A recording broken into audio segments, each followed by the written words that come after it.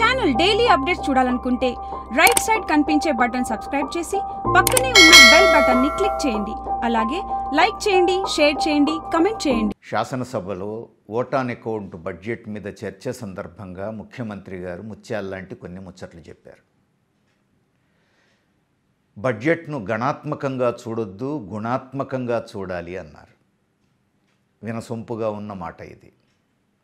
గణాత్మకంగా చూడకుండా గుణాత్మక ఫలితాలు ఎట్లా అర్థమవుతాయి?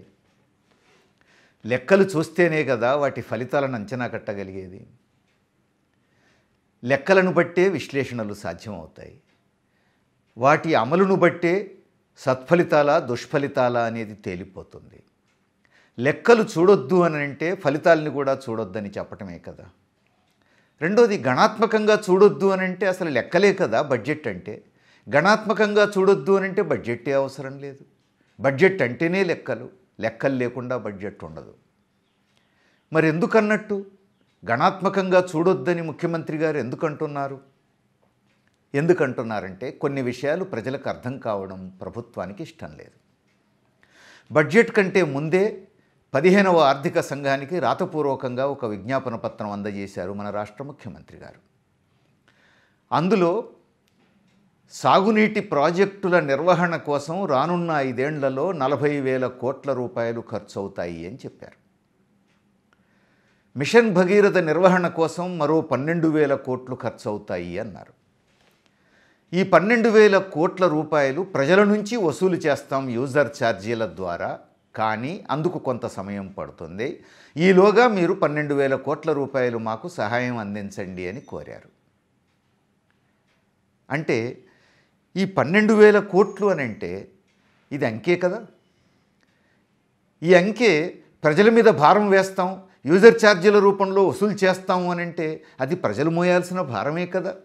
అంకెలు చూడొద్దంటే ఈ వాస్తవం ప్రజలకు అర్థం కావద్దు అని చెప్పటమే కదా. 15వ ఆర్థిక సంఘానికి వినతి పత్రం ఇవ్వటమే కాదు, సాక్షాత్తు శాసనసభలో చర్చ సందర్భంగా ముఖ్యమంత్రి గారు మరొక మాట కుండబద్దలు పెట్టినట్టు చెప్పారు. మిషన్ భగీరథ నల్లా కనెక్షన్లకు మీటర్లు బిగిస్తాం, బిల్లులు వసూలు చేస్తాం, ఖచ్చితంగా పన్నులు వసూలు చేస్తాం, 100% పన్నులు వసూలు చేస్తామని చెప్పేసి బల్లగుద్ది చెప్పారు. ఇప్పటిదాకా జనం రూపాయికే నల్లా కనెక్షన్ అంటే ఉచితంగా ఇంటింటికి మంచినీళ్ళు ఇస్తారని చెప్పేసి ఆశించారు. అట్లా నమ్మి ఓటేశారు. తీరా ఎన్నికలు అయిపోయిన తర్వాత ఇప్పుడు ఏమంటున్నారు? రూపాయికే నల్లా కనెక్షన్ ఇస్తాం, బిల్లు మాత్రం నెత్తిన పెడతామని చెప్పేసి అంటున్నారు. బిల్లు ప్రతి నెలా మోయాలంటున్నారు. అసలు ఈ మిషన్ భగీరథ నిన్ను తెమ్మన్నది ఎవరు? ఇంటింటికి నల్లా కనెక్షన్ ఇవ్వమని అడిగింది ఎవరు? బిల్లు మా నెత్తిన పెట్టుమని కోరింది ఎవరు? వీటికి ప్రభుత్వం సమాధానం చెప్పాలి. తెలంగాణలో అత్యధిక గ్రామ పంచాయతీల్లో ఇప్పటికే రక్షిత మంచినీటి పథకాలు అమల్లో ఉన్నాయి. సమిష్టి మంచినీటి ట్యాంకులు ఉన్నాయి. జనం ఆ ట్యాంకుల దగ్గరికి పోయి మంచినీళ్లు పట్టుకొని ఇంటికి పోతారు. పైసా ఖర్చు లేకుండా మంచినీళ్లు ఉచితంగా అనుభవిస్తున్నారు. ఇప్పుడు గ్రామ పంచాయతీలు అతి తక్కువ ఖర్చుతో నిర్వహించేటువంటి సామూహిక రక్షిత మంచినీటి పథకాలన్నీ రద్దు చేసి భారీ ఖర్చుతో కూడినటువంటి మిషన్ భగీరథ ప్రారంభించి దానికోసం అప్పు చేసి ఆ అప్పు భారం అంతా ఇప్పుడు జనం మోయాలి అని అంటే ఎవరిని అడిగి చేశారు ఈ పని? మిషన్ భగీరథ మేము ప్రారంభిస్తామని గత ఎన్నికలకు ముందు మీరు చెప్పింది కాదు, ప్రజలకు వాగ్దానం చేసింది కాదు. ఏ పార్టీ కానీ ఏ ప్రజాసంఘం కానీ ప్రజలు కానీ మీకు వినతిపత్రం ఇచ్చి అమలు చేయమని కోరింది కాదు.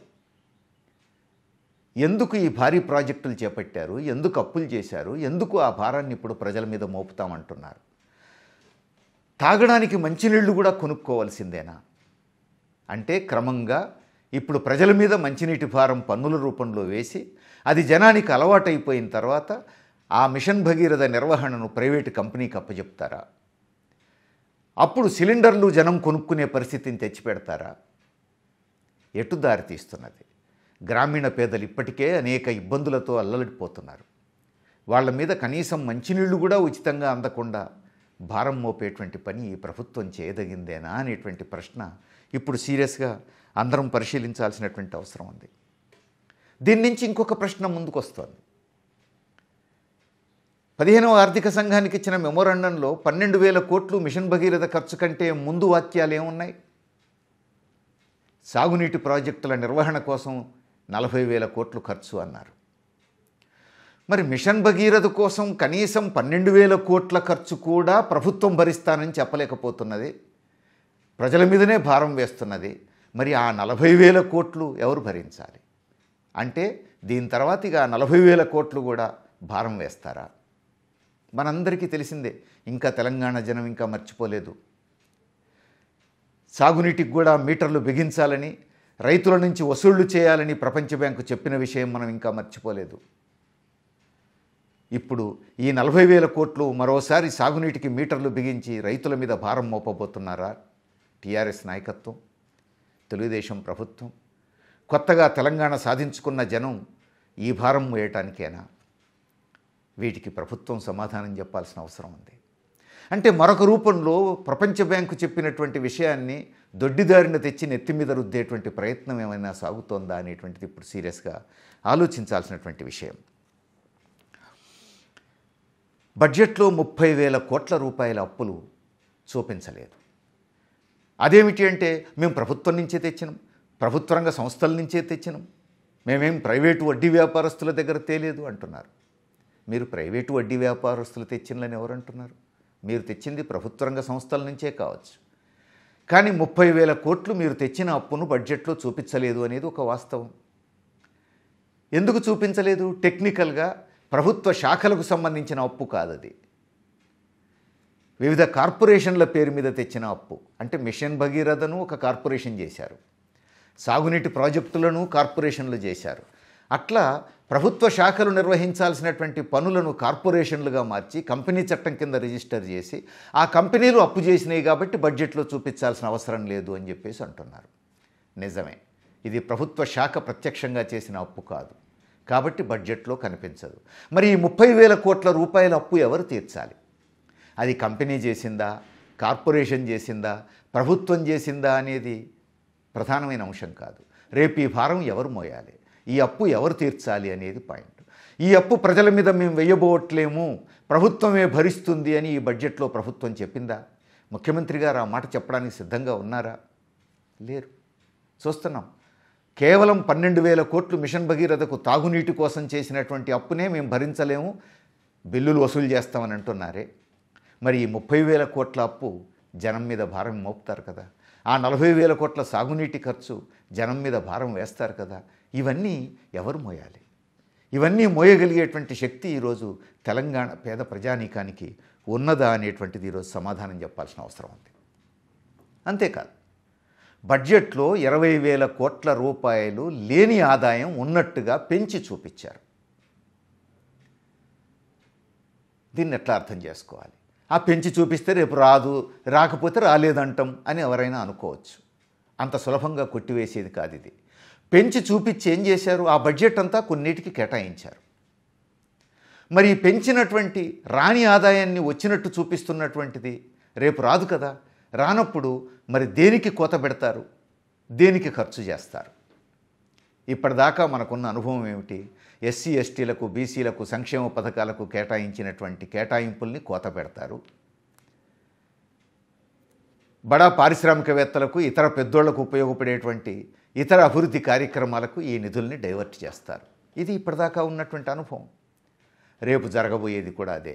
20,000 కోట్ల రూపాయలు లేని ఆదాయాన్ని ఉన్నట్టుగా అదనంగా పెంచి చూపించారు అంటే అర్థం ఏమిటి? ఎస్సీ ఎస్టీ సప్లాన్ కోసమో, బీసీల అభివృద్ధి కోసమో కేటాయించినటువంటి నిధులు రేపు 20,000 కోట్లకు పైగా అమలు చేయబోవటం లేదు అని అర్థం. ఇది కావాలని ప్రభుత్వం మీద చేస్తున్నటువంటి ఆరోపణ కాదు. గత 5 సంవత్సరాల అనుభవాన్ని విశ్లేషించి చెప్పుతున్నటువంటి ఒక అక్షర సత్యం. ఉదాహరణ మీ ముందుంచుతాను. గత 5 ఏళ్లలో ఎస్సీ ఎస్టీ సప్లాన్ కోసం తెలంగాణ రాష్ట్ర ప్రభుత్వం కేటాయించిన డబ్బు 68,585 కోట్లు. మరి ఇదంతా ఎస్సీ ఎస్టీ సప్లాన్ కోసం ఖర్చు పెట్టారా? ఖర్చు పెట్టామని ముఖ్యమంత్రి గారిని చెప్పమనండి, శాసనసభలో చెప్పమనండి. ఖర్చు చేయలేదు. ప్రభుత్వం ఇచ్చిన లెక్కల ప్రకారమే అందులో సగం కూడా ఖర్చు చేయలేదు. కేవలం 30,337 కోట్లు మాత్రమే ఖర్చు చేశారు. ఇంకా దారుణం ఏమిటంటే ఖర్చు చేసిన ఈ 30,337 కోట్లు కూడా ఎస్సీ ఎస్టీ సబ్ ప్లాన్ కోసమే ఖర్చు చేసింది కాదు. ఇందులో కేవలం 20% మాత్రమే ఎస్సీ ఎస్టీల కోసం ఖర్చు పెట్టి మిగిలిందంతా ఔటర్ రింగ్ రోడ్డు కోసం, కేసీఆర్ కిట్టు కోసం, హుస్సేన్ సాగర్ ప్రక్షాళన కోసం, మిషన్ భగీరథ కోసం, మిషన్ కాకతీయ కోసం డైవర్ట్ చేసేశారు, బదలాయించేశారు. అంటే బడ్జెట్లో కాగితాల్లో ఎస్సీ ఎస్టీ సబ్ ప్లాన్కి ఇంత కేటాయించినామని చెప్పి చూపించటం, ఆ తర్వాత జనం కళ్ళు గప్పి డబ్బంతా కూడా ఔటర్ రింగ్ రోడ్డుకు, హుస్సేన్ సాగర్ ప్రక్షాళనకు ఖర్చు చేయటం. ఈ హుస్సేన్ సాగర్ ప్రక్షాళనకు ఎస్సీ ఎస్టీల అభివృద్ధికి సంబంధం ఏందండి? ఔటర్ రింగ్ రోడ్డు మీద అత్యంత వేగంగా పోయే కార్లు ఎవరి అండి? ఎవరి డబ్బులు తీసుకుపోయి ఎవరి కోసం ఖర్చు పెడుతున్నారు? అంటే ఈ 5 సంవత్సరాల అనుభవం చాలా స్పష్టంగా మనకు చూపిస్తున్నది. అంతేకాదు, ఈ 5 సంవత్సరాల్లో ఎస్సీ ఎస్టీల కోసం కేటాయించిన డబ్బులను డైవర్ట్ చేసినంత పెద్ద ఎత్తున గతంలో ఎప్పుడూ చేయలేదని కూడా లెక్కలు చూపిస్తున్నాయి. ఇంత అన్యాయం చేయొచ్చా ప్రభుత్వం? ఇది న్యాయమా? ఇది ధర్మమా? బడుగు బలహీన వర్గాల గురించి మాట్లాడుతూ ప్రభుత్వం కేటాయింపులు కాగితాల మీద చూపించి ఆచరణలో కళ్ళు గప్పి దారి మళ్లించటం, ఇది ధర్మమా? ఇట్లా చేయొచ్చా ఎన్నికైన ప్రభుత్వం?